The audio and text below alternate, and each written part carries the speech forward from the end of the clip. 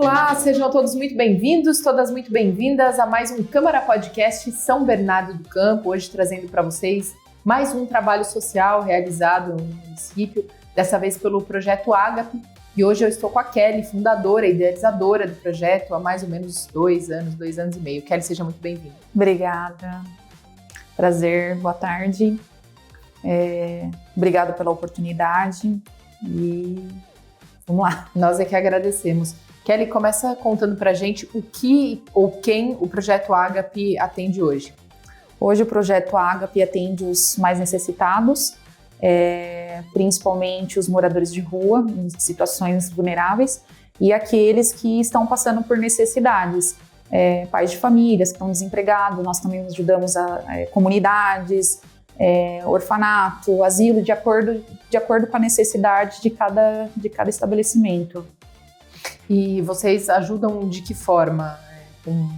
Com cestas básicas, com alimentos, e como esses produtos são arrecadados? Então hoje nós não temos nenhum vínculo com política, nem com religião. O mais importante é o amor pelo próximo, aquilo que queima no coração. Então os próprios integrantes do grupo é que fazem as doações. Então quando é marmita, quando é entrega de marmitas, nós fazemos uma lista de um cardápio e no começo do mês, e cada um ajuda de acordo com aquilo que, de acordo com a necessidade, de acordo com o que cada um pode ajudar. Uns com dinheiro, outros com alimento, outros com um tempo, e outros cozinhando, então de acordo com cada um. E diante disso, nós temos um caixa, e aparecendo no meio do caminho alguém que precise, nós também oferecemos cestas básicas, de repente trabalho também. Então é de acordo com a necessidade, e os próprios integrantes que ajudam. São quantos voluntários hoje? Hoje nós estamos com quase 60 voluntários. E quantas pessoas já foram atendidas ou são atendidas em média mensalmente? Hoje em São Paulo são mais de 150 marmitas, que não é só o alimento físico, nós também, diante da necessidade, nós conseguimos parar um pouquinho, conversar com a pessoa, dar uma palavra, auxílio, dar a oportunidade também, se querem sair da rua. A gente tem algumas parcerias com clínicas de reabilitação, e também a questão dos orfanatos, dos asilos também, de acordo com a necessidade. Então a necessidade é sabão em pó, é leite, é fralda. Então hoje nós atendemos dessa maneira. E tem em torno de São Paulo mais de 150, São Bernardo mais de 120, e orfanatos e clínicas aí em média de umas 60, 70 pessoas. E de onde surgiu a ideia do Projeto Ágape? A ideia foi um direcionamento de Deus, de acordo com o que eu já passei na minha vida particular com os meus irmãos. E, infelizmente eu perdi uma irmã com 24 anos para as drogas, já tem 12 anos, e atualmente eu tenho um irmão que já deve estar na 20ª, mais de 20 internações. Então, de acordo com essa experiência, essa vivência, fui sendo lapidada, forjada para que hoje tivesse essa influência de poder ajudar o próximo com amor, com excelência, de uma forma humanizada. E de onde vem esse nome, o nome Ágape? Como foi essa escolha? Então, Ágape foi assim, algo divino. Diante da conexão, da minha espiritualidade, que não a gente hoje não prega religião, nós pregamos o relacionamento com Deus, com o divino. Diante dessa sensibilidade, o Espírito Santo me deu essa palavra do 1 Coríntios 16, que fala sobre o amor incondicional, o amor ao próximo. Então, o ágape é o amor pelo próximo. E qual o maior aprendizado que vocês têm e os voluntários também têm fazendo essas entregas, atendendo essas pessoas carentes em situação de vulnerabilidade? Empatia pelo próximo, porque diante da história de cada um, diante da vivência de cada um, nós ganhamos muito mais do que doamos. Então, essa vivência nos traz muito mais do que a gente dá.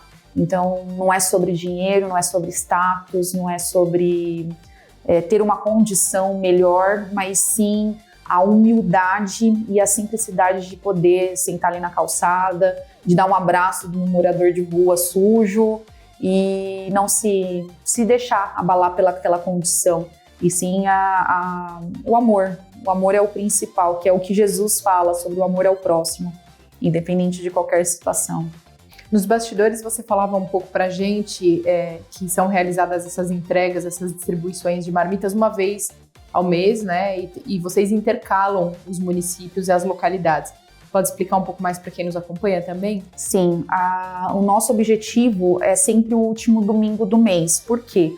Geralmente as pessoas já não têm dinheiro para poder ajudar, e também a questão do bom prato. De domingo ele fecha, então acaba que a gente escolheu o último domingo do mês, até por questões da necessidade de cada um, diante da correria, da vida, do dia a dia. Então, um mês nós fazemos em São Paulo, ali pela região da 25, do Brás,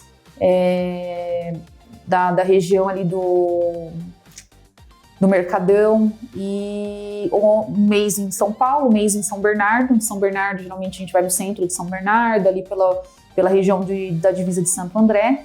E assim, o nosso principal objetivo e foco não é só o alimento físico, é ter essa proximidade diante a essas pessoas mais fragilizadas, né? E quem quiser ajudar de alguma forma, que tenha contato com esse podcast e fale, poxa, eu quero ou me voluntariar ou fazer alguma doação de alimento, como que pode entrar em contato? Então, hoje nós temos a página no Instagram, que é Projeto Ágape 2023. E assim, é o que eu falo, não é sobre nós, é sobre o que Deus faz através de nós. Então, todos estão convidados a participar, de poder contribuir de alguma maneira, não necessariamente financeiramente, porque as pessoas falam, vou ajudar um projeto social, e aí pensa na questão financeira. Não é só financeiramente.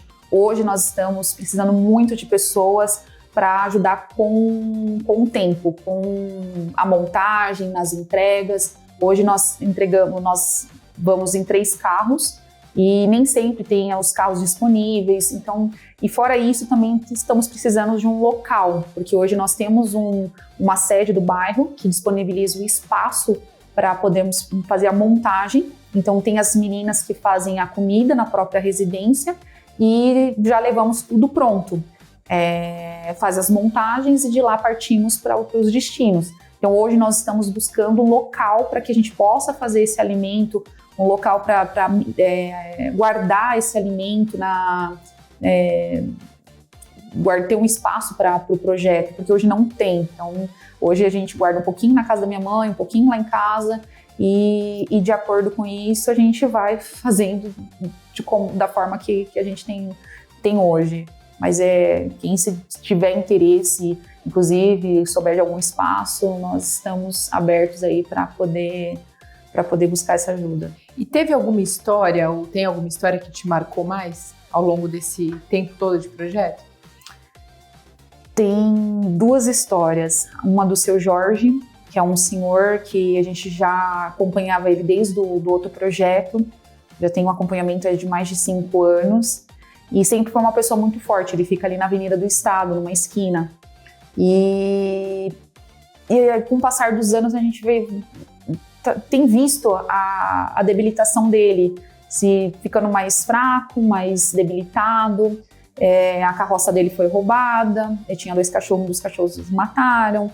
E assim, é uma pessoa que muito sensível. A gente se coloca assim como um pai, um avô ali naquela situação. E o ano passado a gente deu a disponibilidade para ele poder sair das ruas, para ir para uma clínica, e a gente conseguiu a clínica. Preciso do cachorro, a gente conseguiu o veterinário para dar as vacinas, a gente fez uma vaquinha entre o grupo, e quando eu fui lá para buscá-lo, ele falou, não quero, não é isso que eu tenho para mim. É muito difícil, porque uma pessoa que já está mais de 10 anos na rua, ter que reintegrar para a sociedade diante de regras, estabelecer condições, a pessoa não quer, porque morar na rua é muito fácil, é muito cômodo, porque tem comida, tem banho, tem lugar, tem albergue, é um passo muito grande. E eu vejo que depois da pandemia, muitos acabaram indo para a rua porque não tinham condições e acabaram ficando nessa. Do seu Jorge e de uma outra moça, que é ela, o marido, e uma filhinha de 2 aninhos. O nosso primeiro contato foi uma criança com os dentes tudo podre, tudo danificado, tudo bem triste. E os pais usando droga na frente dessa criança, e a gente conseguiu tratamento para essa criança lá em Salto. A gente disponibilizou, levamos essa criança junto com a mãe, e a criança era muito agitada. Ela foi a estrada toda chorando, porque provavelmente o consumo, o ambiente é muito pesado, e isso me marcou demais, assim. E recentemente ficamos sabendo que os pais eles foram fazer o tratamento, foram internados numa clínica. A avó materna pegou essa criança para dar uma condição melhor, e eles saíram da clínica e estão bem, a avó que está cuidando da criança. E toda vez que eu vou lá para poder levar marmita para uma outra senhora, que é através dela que a gente conheceu, ela agradece muito, fala, através de vocês plantaram a sementinha e graças a Deus estão bem. Isso não tem preço, é muito gratificante. Então são 2 histórias bem marcantes que isso a gente vai levar para a vida, para um todo, porque não dá para você acompanhar todos, cada hora, cada mês eles são um lugar diferente, então não dá para fazer um acompanhamento mais próximo. Por isso que hoje a gente faz em lugares fechados, onde a gente consegue ter esse acompanhamento. E além desse fornecimento da comida, da marmita, tem alguma orientação também, seja espiritual, alguma palavra que vocês levam? Então, hoje eu tenho algumas bíblias dentro do carro. Então, diante da necessidade, diante da abertura que a pessoa nos dá, a gente consegue sentar, consegue conversar, eles se abrem, falam que vieram de famílias que têm condições, mas devido às drogas, devido ao vício, acabaram que se distanciando, e a família acaba que chega uma hora que ela cansa. Então, dentro do projeto nós temos várias religiões. Eu, por exemplo, sou evangélica, tenho católico, tenho espírita, tenho ateu. Então, assim, de acordo com cada religião, cada ideal que o foco é Deus, é Jesus, é pregada a palavra ali de acordo com o que está escrito ali na Bíblia, independente de religião. Então, de acordo com a abertura, nós entregamos uma palavra de fé, uma palavra de amor e a oportunidade. Você quer sair dessa condição? Assim como Jesus, ele usa a simplicidade de quando quer a pessoa, ele sabe o que a pessoa precisa, mas a pessoa ela tem que querer. Então ela tem que dar esse primeiro passo de fé. Não adianta, a gente não vai mudar o mundo, porque a pessoa tem que querer. E muitas vezes eles não querem. Então a gente não está para apontar, para julgar, a gente está aqui para auxiliar. Diante de ser luz e instrumento na vida deles, poder dar essa oportunidade. Kelly, antes da gente finalizar, eu gostaria que você deixasse uma mensagem para quem acompanha, para quem tiver acesso a esse podcast. Eu falo que nós não iremos levar nada dessa vida, além do amor, além do legado. Então, diante do que eu tenho feito, são muitas renúncias, mas, como eu disse, é melhor dar do que receber. É corrido, já várias vezes, vontade de jogar tudo pro alto, tudo, mas diante do sacrifício, diante dessa correria, é muito gratificante você ver um sorriso de uma criança, é muito gratificante você ver um morador de rua se ajoelhando naquele momento. Eu orei de manhã porque eu estava com fome e Deus me ouviu, não tem preço. Então, diante do que nós estamos fazendo, é plantada a sementinha, porque não é sobre mim, mas sim sobre o que Deus faz através da minha vida, que eu creio que fará também na vida de cada um. É o amor. O amor, ele supera tudo, ele nos constrange. Então, deixar esse legado para que as demais pessoas possam dar continuidade às próximas gerações. Eu acredito que se cada um fazer a sua parte, não jogando a responsabilidade para a política, para a religião, que isso é responsabilidade da comunidade, se cada um fazer a sua parte, eu creio que teremos um mundo um pouquinho melhor. Bem, Kelly, muito obrigada pela sua participação no podcast de hoje. Obrigada a você pela oportunidade. Obrigada a você também, até o próximo episódio.